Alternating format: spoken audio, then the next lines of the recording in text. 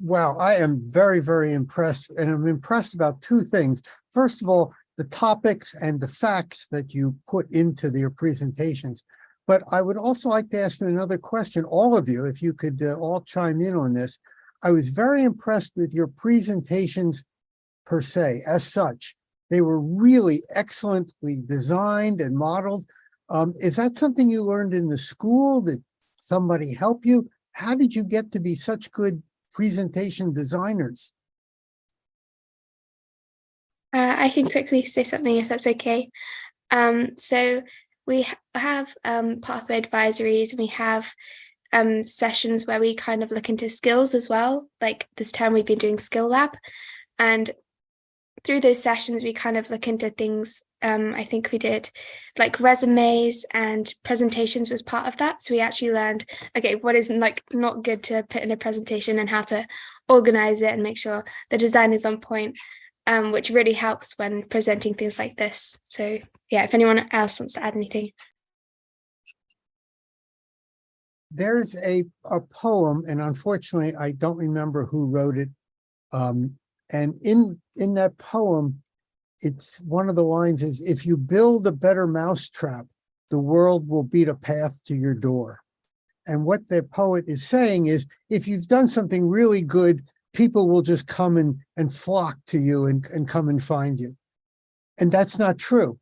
If you do something good, if you've discovered something, if you've investigated a problem, that's not enough. You have to be able to tell people what you've done.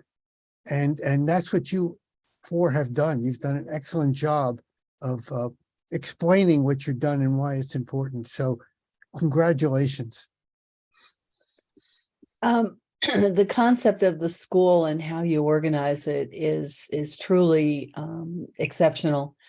And it is a way to capture learners and to make them feel proud of themselves and their own learning, and to certainly take responsibility for that, which is something that typical schools do not do.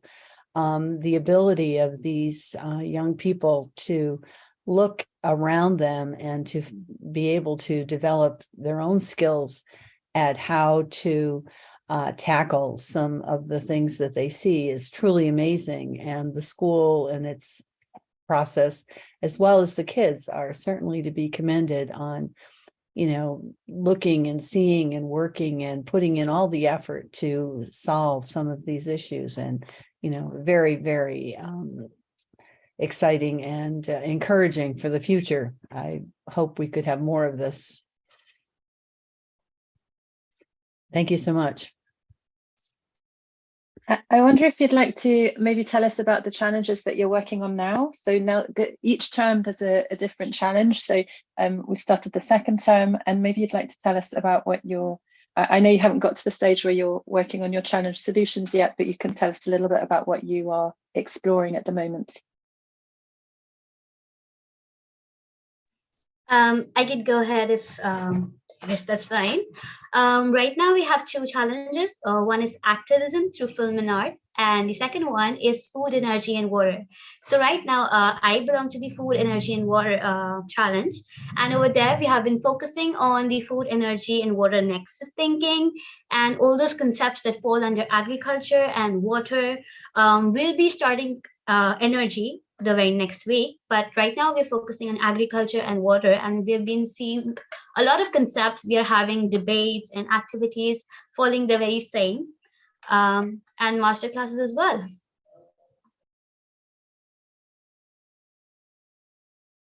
I have something to add to it. I'm just going to try my camera on one more time if it doesn't glitch. So this term I have chosen the challenge activism through art. I'm just gonna stop it. Activism through art, film, and yeah, the topic is actually like a big name, just as Sydney mentioned. So we are actually exploring how activism can be promoted through different things, such as films, arts, and other variety topics as well. So currently, we're on the topic art, and we are exploring it a bit more. And yeah, it has been actually pretty much exciting. That's what I wanted to add. Yeah.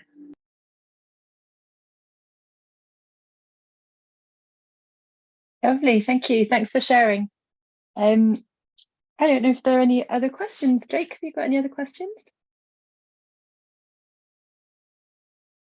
Trying to do two things at once. Yes, I'd like to ask each one of you, you're not children anymore. I'm sorry, you're now semi-adults. And the question is, what are you thinking about as far as a career in the future?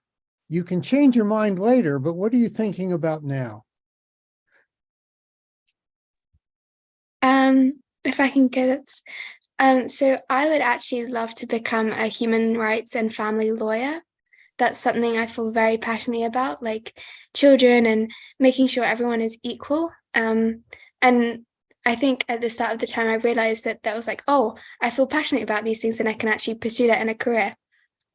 So that's something with the help of School of Humanity, I'm going to be like working towards through my school years. Yeah.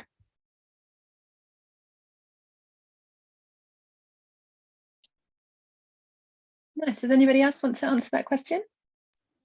Yeah, I'll go ahead, I guess. For now, I have decided that I would love to pursue the career of becoming a surgeon because I have immense interest in the sectors of biology, and even in pursuing like the skill unit as biotechnology and learning about food, energy, water, and as well as other sectors. I would love to go into that sector.